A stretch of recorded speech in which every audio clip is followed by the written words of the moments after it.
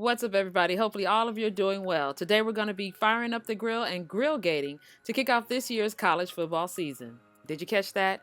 Grilling and tailgating slammed together. We're grilling up some barbecue brisket, pork country-style ribs, and barbecue chicken. I've partnered up with Kingsford and Dr. Pepper to bring you some easy recipes for the grill. Kingsford and Dr. Pepper can be found at your local Walmart. So let's get into it. So the night before, I prepared all my meats by brining them first. I have 2 cups of slightly heated water on the stove, and I added 2 tablespoons of kosher salt. I poured that into a nice big bowl, and then I poured 8 cups of very cold water on the top. To that mixture, I added some fresh thyme and some garlic and lots of lemon and limes. You want this to be very citrusy and slightly salted because those are the 2 components that's going to help the meat stay moist during the cooking process, and it's going to help break the meat down. So that's going to work out. So I'm just going to go ahead and cover that with a nice tight lid and put it in the refrigerator. Moving on to the pork country style ribs, I swapped out the lemons and limes for apple cider vinegar. So you just pour that in, mix it up, and then we're going to cover that nice and tight. Next, I'm going to move on to my beef brisket, and I'm just garlic studding the brisket, which means I'm just taking my knife and just making small slits enough for a piece of garlic to fit in. When you buy a brisket, make sure it has a nice thick fat cap on the top. As you can see, mine has been trimmed really thin, but you want it thick because that fat is what helps keep the meat moist during the cooking process. What I also did was I took the time to go outside and soak my applewood chunks. You need chunks because we're going to be cooking that brisket and those ribs for quite some time. So I did that the night before also. Here's some important information that I need you to know. All of the raw meats that we're dealing with today need to brine under refrigeration for at least 8 hours in separate containers with a lid or cover. Place the containers at the bottom of the refrigerator just in case there's some spillage. It won't drip onto any of your other foods. We want to avoid cross-contamination at all costs.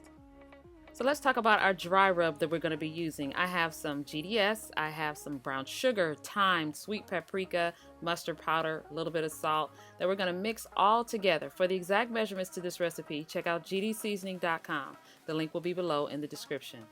I wanted to give you guys a spice mixture that you could use on all of the meats, no matter what. What we're going to do is take some of the spice mixture and reserve it for the barbecue sauce that we're going to make, which is so good. It's sweet and tangy. You're going to love that. Right now, let's season up all of the meats. First, we're going to take out the pork country style ribs. We're going to put those on a piece of parchment paper. We're going to handle all of these meats separately with a fresh pair of gloves each time. As you can see, I put some of the spices onto the parchment so I'm not dipping my hand back and forth into my bowl. So I'm just going to season all of the sides of the meat, and then I'm going to put it back into that bowl, and then we'll move it out to the barbecue when it's time. Moving on to the chicken, same steps. I have a fresh piece of parchment paper, new pair of gloves, my spices poured onto the parchment, and then I'll season up the chicken, making sure you get all into those crevices and on the back and the front of the chicken breast. Any spices that you don't end up using after your hands have touched them, you've lost them. Throw them away. Do not put them back in your bowl of fresh spices, okay? I just have to say that. I want to make sure you guys are handling your food safely. Again, same steps with the brisket, and I love brisket. You just want to make sure you pack those spices in really good and tight on both sides and on the edges. All right, once you're done, go ahead and wrap up and clean up your area, and then you can move on to the next task.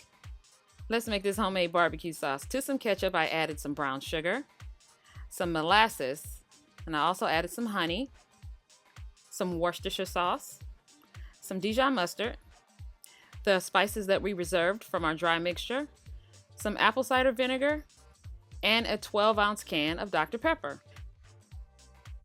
We're just going to whisk everything together. We're going to bring the sauce up to a boil, and then we're going to turn it all the way down to low and let it simmer for at least 30 minutes.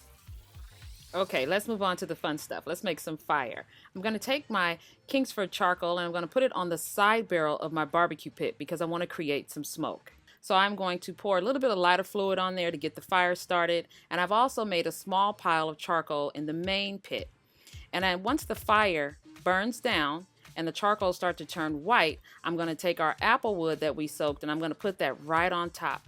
Wet wood is going to make more of that smoke, and I'm going to close all the vents to the barbecue pit, and that's going to heat that pit up to at least 225, 250 degrees. You have to maintain that smoke. I'm putting my grill grates in, and I'm going to close all of the vents and the lids to the pit. Here's another safety tip that I need to share. When you're using barbecue pits and smokers and devices like this, make sure that you are at least 15 feet away from any structures. You don't want to have any mishaps and set any fires. So the temperature got up to about 225 and I had some nice smoke. I laid my brisket fat cap up, okay? And then I laid down my pork country style ribs and I just let those smoke for about an hour before I added the chicken to the other side of the grill, which was closer to the heating source. And I knew that chicken was probably going to take less than an hour.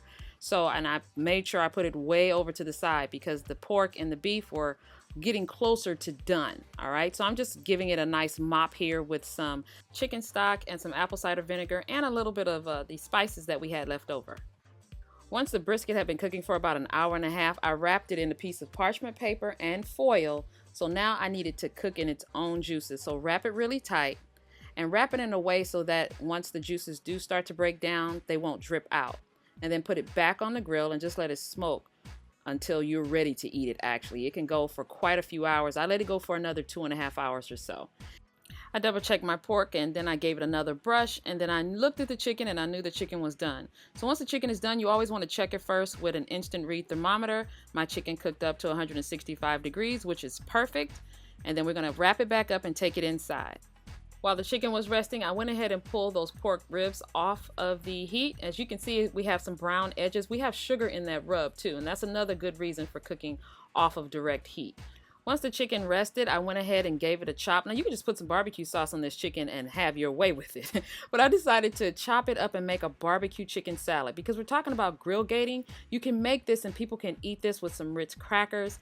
This can be a great snack before the main event, you know, if you're serving all the barbecue. It's really easy to make. I just put some celery and some green onion and barbecue sauce, of course, that's been chilled. And then I add a little bit of mayonnaise. That might have been 3 to 4 tablespoons. You don't have to have a lot because you still want the spices and that barbecue sauce to come forward. Like I said, serve it with some Ritz crackers and you'll be good to go. Now, as far as those pork country style ribs, I just gave them a slice. These are really good, drenched in your favorite sauce or just dipping back and forth. So good. And then the brisket, take it out of that wrap. Look at all those juices. That's the rendering from some of the fat cap on top. So you see how it kept it moist during the cooking process. I'm just going to slice it up. You can serve it just like this with the sauce or you can break it up. And I'm going to put it on a brioche bun. You can put this on top of burgers. There's so much you could do with this brisket. It is ridiculous. It's moist. We have those garlic studs that we put in there. I put some on a brioche bun that was toasted. Oh my God, that was really good. Or you could just serve this any way you like. You can't go wrong with this one. Be sure and check out grillgating.com for more recipe ideas in this year's college football season. And post some of your grill gating photos on Twitter and Instagram with the hashtag grillgatinghero for a chance to be featured on grillgating.com. Thank you guys so much for joining me. You know I appreciate it when you come cook with me and hang out. Don't forget this recipe and others can be found at gdseasoning.com. And I'll see you guys next time.